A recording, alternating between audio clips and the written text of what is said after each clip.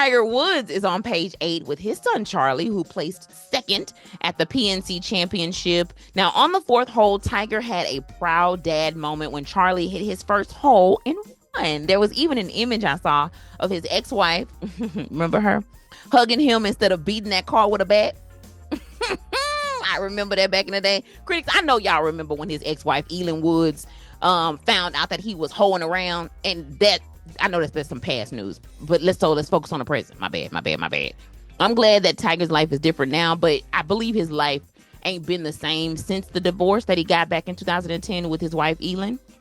However, it didn't stop Tiger from winning the 2019 Masters. So congrats to Charlie as well as Tiger on placing second at the PNC Championship. Some not so good news that I saw on TMZ.com. Nicki Minaj, y'all, could be facing criminal charges for slapping her former manager. That was slap him, Nicki. You didn't slap him, Nick, did you? Nicki, you didn't slap him. I know, right? Well, the Detroit police have basically sent a warrant arrest to the Wayne County Prosecutor's Office that is being reviewed to determine whether criminal charges will be issued to Nicki Minaj. A quote says, "It was a dark," no, I'm just joking. "It was a dark and dreary night in Detroit." That's from me, though, y'all. That's from me. I'm just playing. For real, though, the lawsuit outlines that the former manager was summoned to her dressing room, meaning Nicki Minaj, after a show in Detroit, and says that she flew into a rage when she learned that he once sent somebody else to pick up one of her prescriptions. The manager claims that Nicki told him his life was over before striking him in the face with an open palm following his wrist, knocking documents from his hand. He is suing, and we are waiting to see if this is going to be a criminal charge or not. Y'all, Nicki is also facing another lawsuit from a super fan back in, August? I think it was, specifically the August 25th episode. I shared that one of her fans is suing her for embarrassing him at some major Nicki Minaj events, and also on IG Live. Now, the super fan that's suing, I don't believe that there was any physical altercations. I think it's just a matter of being embarrassed. But that super fan really does think that, I believe they may have run a fan page for her, and they really think that they helped to boost her popularity in a sense. So they do feel like she owes them something. So more to come, it looks like, on both of those lawsuits against Nicki. If you missed the previous episodes, no worries. I have linked them below, or you can always browse the channel for the latest episodes. Additionally, I would like to thank all of our 56 subscribers. We are only 8 months into this Critic Chronicles journey. Well, if I'm being honest, this is basically a reboot. The Critic Chronicles actually started off as a newsletter to my family that I used to send to them when I was in college. And then now I've just kind of brought it into YouTube, but it's always been sort of an outlet for me to share my opinion about some of my favorite celebrities and the happenings in the tabloids news. And if I go somewhere where I've seen somebody, like a comedy show, I'll talk about that as well.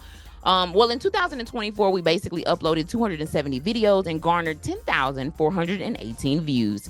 We've had no features. We don't do any advertisement as of right now. So everything is purely organic on another level. So thank you so much to everybody who has subscribed to the channel or who actually just clicks on to listen to the episodes. I also noticed that although we are not, that we're still growing, in terms of the channel, I don't get a lot of hits on, I still get actually a lot of hits, on my previous podcast that I used to do. It's called Late Night Hype, and that's Night with a K. So if you want to see what I look like, because I can tell a lot of my videos, once it reaches past maybe around 40 views or so, I noticed that there's a spike on the Facebook page for my previous podcast that I used to do called Late Night Hype. Now that podcast was actually from about 2016 to 2021, so I don't do that anymore. But I know that there's been a couple of folks who were like, we want to see you and all of the things. But I will admit to you, I really like this kind of being more of an audio channel.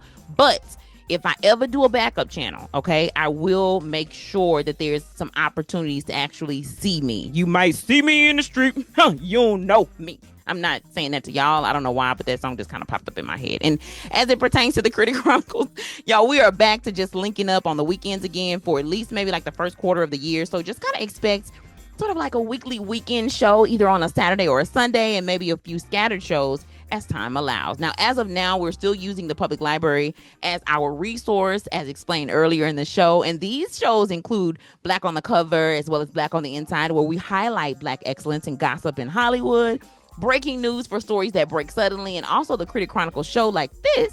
That's our weekly formatted show. Thanks for tuning in to the Critic Chronicles YouTube channel, where you get commentary, reviews, and tabloid news. Be sure to like this video, subscribe to this channel, and hit that notification bell so you never miss an upload.